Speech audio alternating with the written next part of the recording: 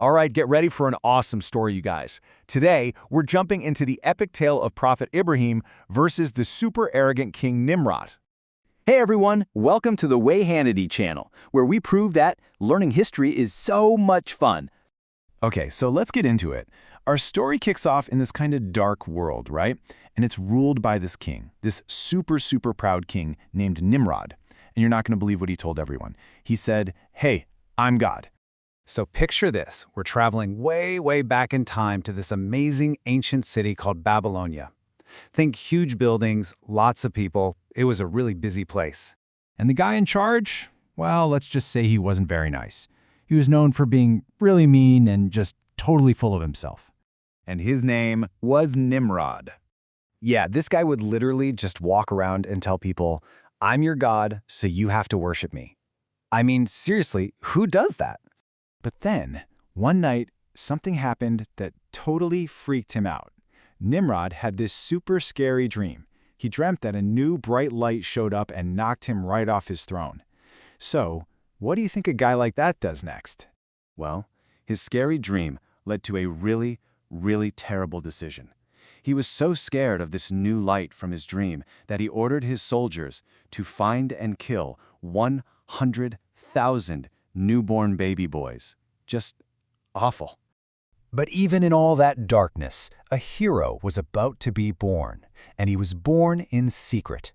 Let's talk about our hero, Ibrahim, the baby who was hidden away in a cave.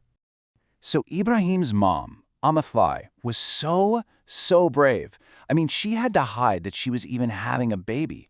And when it was time, she snuck out of the city all by herself and gave birth in a dark cave, just so she could protect him from the king.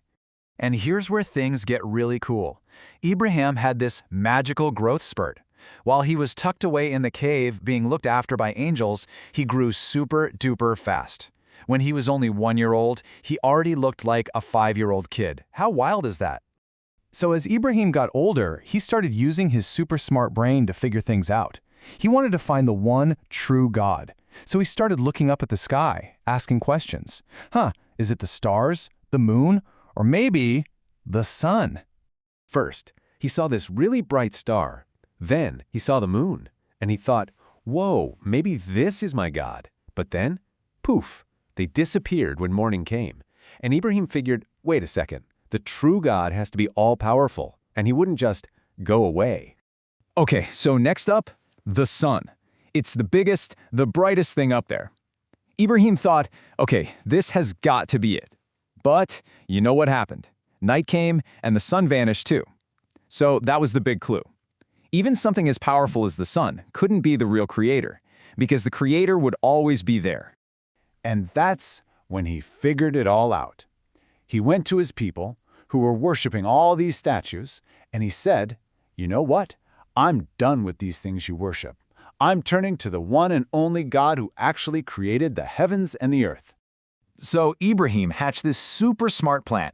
He waited for a big festival when everyone left the city. Then he tiptoed into their temple and, crash, he broke all the little statues. But he left the biggest one alone and just hung the axe around its neck. He wanted to show everyone that these statues were just, well, statues. They couldn't do anything.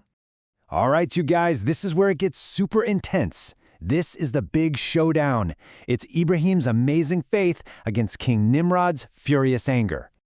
So, when King Nimrod heard what Ibrahim did, he was so mad. I mean, fuming. He ordered everyone to collect wood for a whole month to build a gigantic fire, the biggest fire anyone had ever seen, all just to punish Ibrahim. But check this out. As they're getting ready to throw him into this giant raging fire, Ibrahim was completely calm. He just said, "Allah is all I need. He's the best protector." And at the very moment he was tossed into the air, a command came directly from God, "O fire, be cool and be a safe place for Ibrahim."